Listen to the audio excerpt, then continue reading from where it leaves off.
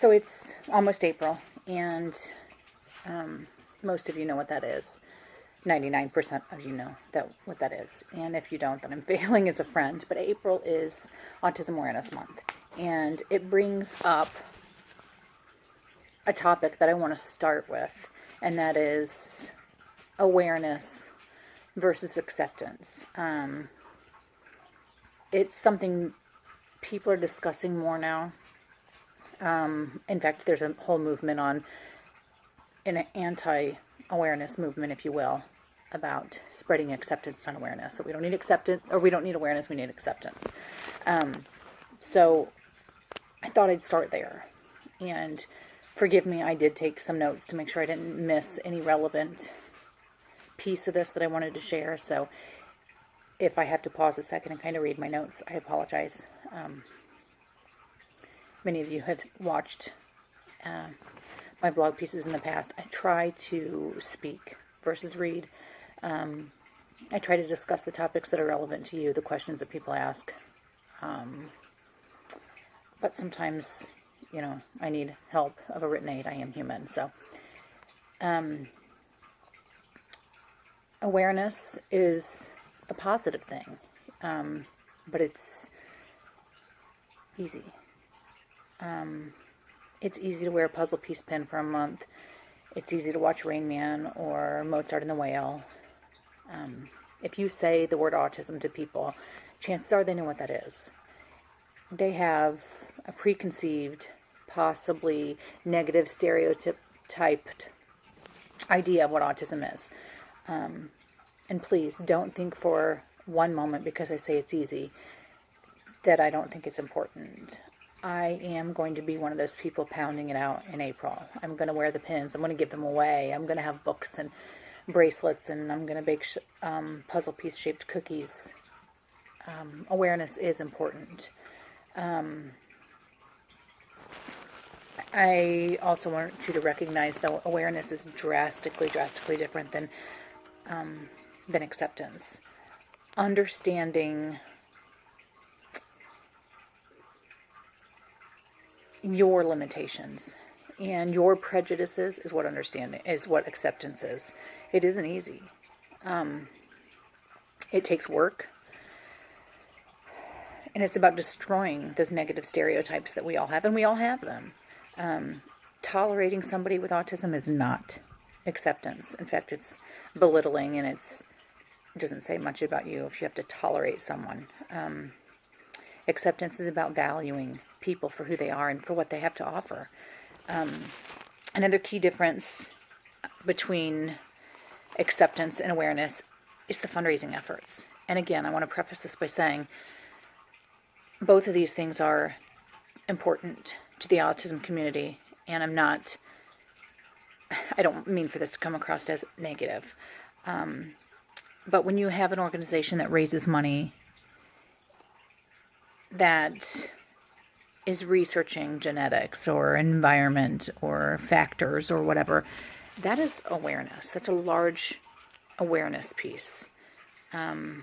It's important. I think maybe not for today, maybe not for our children, clearly not for the adults that are living with autism already, but acceptance are those organizations and people that are fundraising, and that money is going directly to better the quality of life for those with autism. Why? You might ask why I say that. One's embracing someone for who they are and trying to help make their life better, and the other is trying to figure out why they are the way they are. Obviously, acceptance is accepting you for who you are. Change or not, cure or not, treatment or not, valuing who they are, regardless of whether they have a diagnosis or not. It's not just autism. I'm a strong believer in acceptance across the board. So, those strengths, when you have an organization that fundraises and values that person, and takes that money that they raise and uses it as a way to better somebody's life now. To me, that's acceptance. Again, these are my personal opinions. Don't research them. Share your feedback. Tell me if you think I'm wrong. Tell me why you think I'm right. Tell me what more you want to know. What questions you have. Challenge me. I want to open the dialogue. So for April, not just for April, I really should say, for life, but April is easy to do. It's a month. I challenge you to do a few things.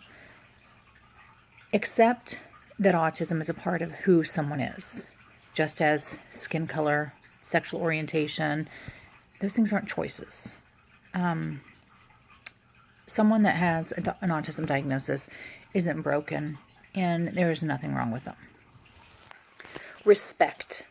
This should go without saying, in all honesty, but I feel like I should say it.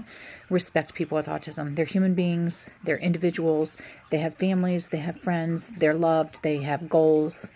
They deserve to be educated, and they deserve a place within their communities. Support those with autism.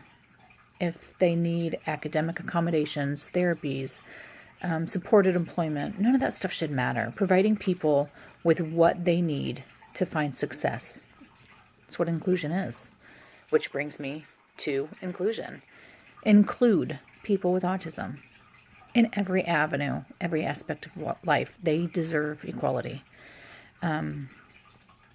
Inclusion is doing whatever is necessary so that everybody can find success. It isn't special treatment. You wouldn't tell someone who couldn't walk that their wheelchair is special treatment. I have glasses on the top of my head. I need them. You wouldn't tell me that that is special treatment. That is a simple accommodation so that I can be as successful as the next person. And that's what we should be doing. It's important, though, and I'm going to say this, and I probably say it a lot, so if you know me well, you've probably heard me say it before. A community that excludes one member for any reason isn't inclusive. And I think we often forget that. People are left out. Kids are educated outside of their school district. When you're doing those things, even with one person, it's not inclusive.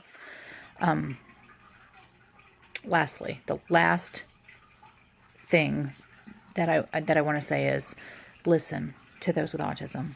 Not me. I live in a house full of autism, and I think I've got a lot to offer. However, you need to listen to those who live with autism. That is key to understanding and accepting who someone is. Value what they have to say. Don't discount it. Don't, if you've got a child, talk to them. Don't talk to their parents. Don't talk about them. Talk to them. It's important. Diversity is great. It's what makes this world an amazing place to be. That's how we learn. We can't truly be diverse without full acceptance. If we were all the same, how boring would life be? God knows I don't want to be in a room full of people just like me. So as I start April, I know it's a little early. Tell me what you want to hear, what topics you want me to discuss, questions you have, concerns you have. Give me your feedback. I'd love to hear your side of things. If you have a different side, I'd love to share it. I'm not picking and choosing things for a reason. I'm just talking about what I know and what I'm comfortable with and what I have seen in terms of struggles and where I think the miscommunication is. But I'd like to know what you want to hear, the questions you have. I'd like to research those and answer them to the best of my ability. I want to spend the month opening the lines of communication, and if I can teach one person something, then I've done my job. So let me hear it. Tell me what you want to discuss. I've got a couple topics in the works. I have at least a few more days covered.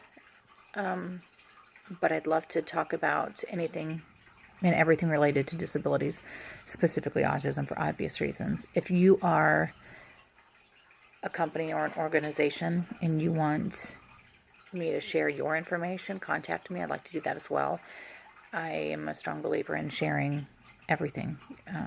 The more options we have as parents and therapists and teachers and caregivers and people with autism, the more likely we can make the good choices, the best choices for ourselves and our families and our students. That's what this is all about. So all feedback is welcome. Thanks.